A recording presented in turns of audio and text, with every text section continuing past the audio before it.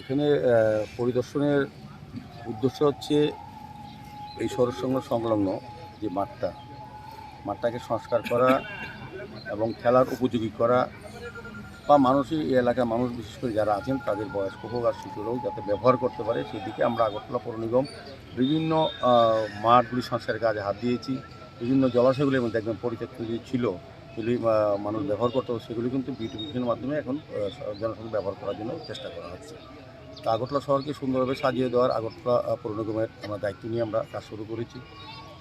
গত কিছুদিন আগে আমি এখন নিয়মিত প্রতি শনিবার মানে সেকেন্ড স্যাটারডে এবং ফোর্থ স্যাটারডে আমাদের দলীয় কার্যালয়ে আমি বসি। আমি আগরতলা পৌর নিগমও প্রতিদিন অফিসে যাই। এখানে আমাকে আগাম কারণ কোনো জনসাধারণ অনুমতি নিতে হয় না, যেই যখন পারে আমার সঙ্গে দেখা করে। তারপরও আমি মনে করছি কিছু কিছু লোক হয়তো তার কাজের সময়ের জন্য পারে না, সেটি বন্ধের ছুটির দিনে আমি ব্যবস্থা। সেই ক্ষেত্রে এই এলাকার কিছু লোক সমিতি তারা যারা আছে তারা গিয়েছিল যে মাঠটা সংস্কার, তাদের উদ্দেশ্য ছিল মাঠটা সংস্কার করা। আমি এসে খুব ভালো লাগলো। আমি প্রথমে সঙ্গে ক্লাবে গেছি, সভাপতি সম্পাদক সহ তারা আমাকে বলেছেন তারাও চাইছেন এই মাঠটা সংস্কার হওয়ার। আমি এখন এরপরে রামপুর সঙ্গে যাব, তাদের সঙ্গে কথা বলবো। সার্বিকভাবে এখানে আমাদের কর্পোরেটর অঞ্জনা দাস আছে, যিনি এই এলাকার কর্পোরেটর। এখানে দীপকবাবু আছে, এখানে সুমিতবাবু আছে, এখানে ওনার আমার বিশেষ পরিচিত নারায়ণবাবু। আমি সেই নারায়ণবাবু করছিলাম, আমার ভালো লেগেছে। এখানে সবারই এই ক্লাবের সভাপতি সম্পাদক সহ কর্মকর্তারা সবাই বলেছে যে ক্লাবটা যাতে মাঠটাতে ডেভেলপ করা হয়। সেক্ষেত্রে যা যা করার ওপেন জিম ওরা চাইছেন, আমি চেষ্টা করব। আমাদের সাংসদ তহবিল নাকি দেওয়া শুনেছি, যদি এটা না হয় আমি আগরতলা পৌর নিগমের পক্ষ থেকেও আমরা এটা ওপেন জিম দেব। পাশাপাশি আগরতলা আমি স্পোর্টস মিনিস্টারের সঙ্গে সুশান্ত সঙ্গে কথা বলবো। সার্বিকভাবে রাজ্য সরকারের উদ্দেশ্য আছে খেলাধুলার জায়গাগুলি যাতে যারা প্রকৃত তাদের জন্য দেওয়া। এটা এখানে কোনো রকম আমি স্পষ্ট ভাষায় আজকে বলে যাই, আজকে যারা এখানে এসছেন তারাও শুনে যাক। আমারও কর্পোরেটর আছে, আমাদের এখানে দীপকবাবুরা যারা আছে দুই ক্লাবেরই, কোথাও বিয়ে বাড়ি দেওয়া যাবে না, এখানে করা যাবে না।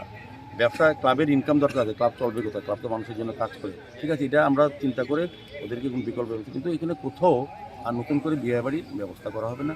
মাঠটা শুধু যাতে খেলার জন্য উপযোগী করা হয়, মাঠটা যাতে ব্যবহার করা যায়, এবং যাতে এই এলাকার বৃদ্ধ লোকরা যারা প্রবীণ লোকরা আছেন তারা যাতে মাঠটাকে ব্যবহার করে সকাল সন্ধ্যা তারা হাতে আমি লাইট টাইট লাগিয়ে বিউটিফুল করে দেবো। নেশার এখানে একটা ঠেক আছে, অনেকের অভিযোগ আছে, এটা আমি আরক্ষণ দপ্তরের সঙ্গে কথা বলবো।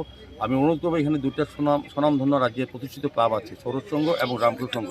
তারা যদি সবাই চেষ্টা করছেন, তারা যদি আরেকটু উদ্যোগ নেন, আমার মনে হয় কোনো নেশা কারবার বা অসামাজিক কাজ করতে কেউ সাহস পাবে না। বাইরে থেকে কেউ আসতে গেলে দুটো ক্লাবের সীমানা আছে এখানে, তারা যদি লক্ষ্য রাখেন, এলাকার লোক যদি লক্ষ্য রাখেন, পাশাপাশি আরেকজন সঙ্গে কথা বলবো। আমাদের সামাজিক দায়িত্ব হচ্ছে এই যেটা অসামাজিক কাজ হয় এটাকে বন্ধ করা। সেক্ষেত্রে আমি কর্পোরেটর সহ সবাইকে বলবো জনমত তৈরি করুন, একদম আন্দোলনের মতো, যে নেশা কোথাও চলবে না। নেশা আমাদের পরিবারকে ধ্বংস করে দেয়, সমাজ ব্যবস্থাকে বিপর্যস্ত করে দিচ্ছে। কাজে নেশার বিরুদ্ধে লড়তে হবে। উন্নয়নের পাশাপাশি উন্নয়ন করবেন, কিন্তু এলাকাটাতে নেশার জন্য মানুষ আসতে পারবে না, তো লাভ উন্নয়ন করবে। সেক্ষেত্রে আপনাদের সকলের চেষ্টা করবেন। আমি যেহেতু আজকে এই এলাকায় এসেছি, আমাদের কর্পোরেটর বলেছেন, আমাদের সমিতিবাবু তারা বলে, অনেক লোক বলেছেন, দীপকবাবু বলেছেন, আমি নারায়ণবাবুরা আছেন, সিনিয়র লোক আছেন, আমি সবাইকে অনুরোধ করবো পৌর নিগম কাজ করবে। কাজগুলি রক্ষণার দায়িত্ব কিন্তু পাবলিকের। সরকার করে, সরকারের সমস্ত কাজ সফলতা আসে যখন পাবলিক আন্তরিকভাবে সক্রিয় ভূমিকা গ্রহণ করে। আমি আশা করব আমরা কিছুদিনের মধ্যে আমি মাঠটাকে আবার অফিসে নিয়ে আসবো, এটাতে সবার সঙ্গে কথা বলে যাতে সবার কারোরও কোনো রকম যাতে ক্ষতি না হয় সেদিকে লক্ষ্য রেখে মাঠটাকে সংস্কার করব।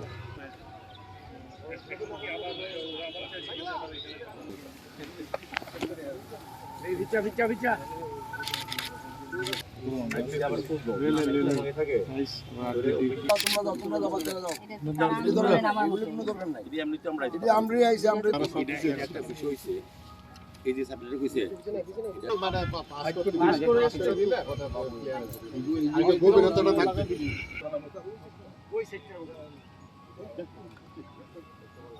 ম্যাক্সিমাম তারা অনেকদিন ধরে দীর্ঘদিন ধরে একটু চেষ্টা করতেছে